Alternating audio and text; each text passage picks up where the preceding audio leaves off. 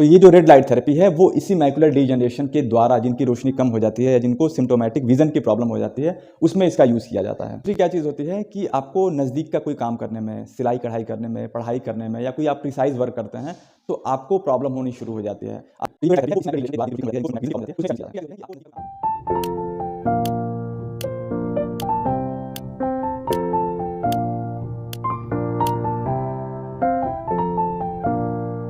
नमस्कार साथियों, मैं हूं शुभम पांडे और आप देख रहे हैं मेरा यूट्यूब चैनल शुभम आई केयर। दोस्तों, आज हम बात करने वाले हैं आंखों की एक नई तकनीक के बारे में, एक नई ऐसी थेरेपी के बारे में जो न केवल आंखों की रोशनी को पहले से ज़्यादा बेहतर कर देती है बल्कि आपकी आंखों में जो रंगों को देखने की क्षमता होती है यानी कलर का परसेप्शन होता है उसको पहले से ज़्यादा इंक्रीज़ कर देती है। तो कौन सी थेरेपी है, ये किन लोगों के लिए बनी हुई है, किस एज के लोग इसका लाभ उठा सकते हैं और ये कैसे काम करती है, इन सारी चीज़ों के बारे में आज का हम सेशन करने वाले हैं। तो पूरे वीडियो के एंड तक मेरे साथ बने रहिएगा और इसी के साथ अपने वीडियो की शुरुआत करेंगे।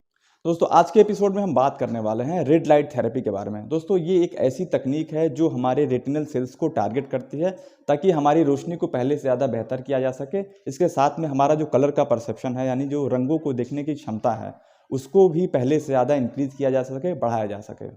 अब जैसे मैंने बताया कि red light therapy retinal cells को टारगेट करती है, तो रेटिनल सेल्स को जानने से पहले आपको सेल्स को जानना होगा क्योंकि सेल्स की इंपॉर्टेंस बहुत ज़्यादा है यहाँ पे। तो इन शॉर्ट मैं आपको समझाता हूँ कि सेल्स क्या होती है। देखिए, सेल्स जो होती है वो ह्यूमन लिविंग्स की सबसे बेसिक यूनिट होती है, यानी जो सबसे छोटी स्मॉल इंडिविजुअल यूनिट होती है वो सेल्स होती है। आप एग्जाम्पल के तौर पर ऐसे समझ सकते हैं कि जब कोई मकान बनता है तो उसका जो बेसिस होता है वो उसका फाउंडेशन होता है, और वो जो फाउंडेशन होता है वो मिल के बना होता है सीमेंट से, कंक्रीट से, बालू से, सरिये से।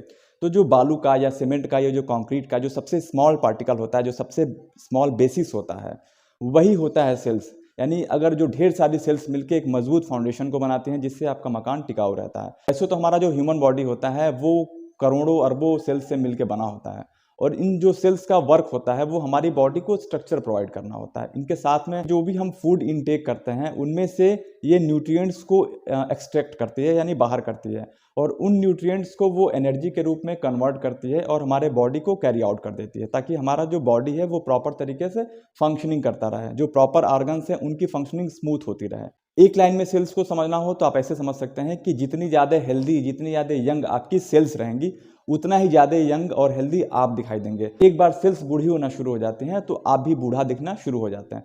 तो ये है सेल्स की इंपॉर्टेंस हमारी बॉडी में। अब से आते हैं हम रेड लाइट थेरेपी पे। देखिए, रेड लाइट जो थेरेपी होती है वो क्या करती है, जैसे मैंने आपको बताया कि वो सेल्स को एनर्जी प्रोवाइड करती है। किसके थ्रू?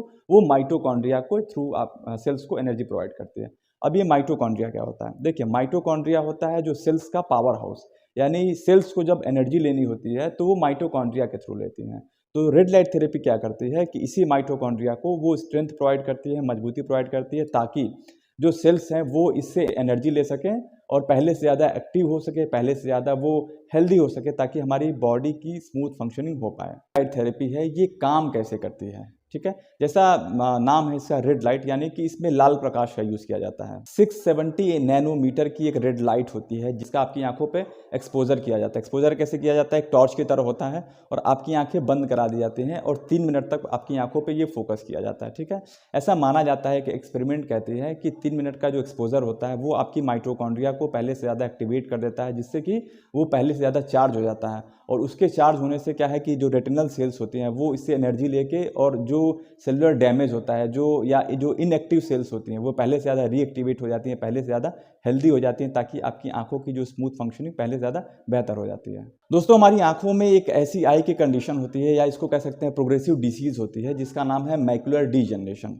दोस्तों, ये उम्र के साथ बढ़ने वाली एक बीमारी होती है। कॉमनली ये 40 साल जिनकी एज हो जाती है उसके बाद से ये धीरे धीरे बढ़ना शुरू हो जाती है और 50-55 तक आते आते इसका फुल इफेक्ट आ जाता है। तो ये जो रेड लाइट थेरेपी है वो इसी मैकुलर डीजनरेशन के द्वारा जिनकी रोशनी कम हो जाती है या जिनको सिम्टोमेटिक विजन की प्रॉब्लम हो जाती है उसमें इसका यूज़ किया जाता है। तो दोस्तों, मैकुलर डीजनरेशन के कुछ सिम्टम्स होते हैं। पहला क्या है कि आपकी सेंट्रल विजुअल फील्ड लॉस हो जाएगी। ठीक है, दूसरी क्या चीज़ होती है कि आपको नज़दीक का कोई काम करने में, सिलाई कढ़ाई करने में, पढ़ाई करने में या कोई आप प्रिसाइज वर्क करते हैं तो आपको प्रॉब्लम होनी शुरू हो जाती है। आपको कोई भी चीज़ स्टडी करने के लिए या कोई भी छोटी चीज़ देखने के लिए आपको ब्राइटर लाइट की ज़रूरत पड़ती है। कुछ लोगों को जो सीधी लाइन होती है वो डिस्टॉर्टेड या टेढ़ी मेढ़ी जिगजैग की तरह दिखाई देती है। इनके अलावा कलर का परसेप्शन भी कुछ लोगों का कम होता है, यानी जैसी कलर है वो उनको एग्जैक्टली वो कलर समझ में नहीं आता या दिखता ही नहीं है। आशा करता हूँ कि आपको रेड लाइट थेरेपी से संबंधित जो भी डाउट्स थे या जो भी आपके मन में कुछ कन्फ्यूज़न था या आपके को जानकारी नहीं थी, वो सारी चीज़ें आपकी क्लियर हो जाएंगी। अगर रेड लाइट थेरेपी से संबंधित आपके मन में कोई सवाल है तो आप मुझसे कमेंट बॉक्स में पूछ सकते हैं। मिलते हैं फिर नए वीडियो में, तब तक के लिए थैंक यू।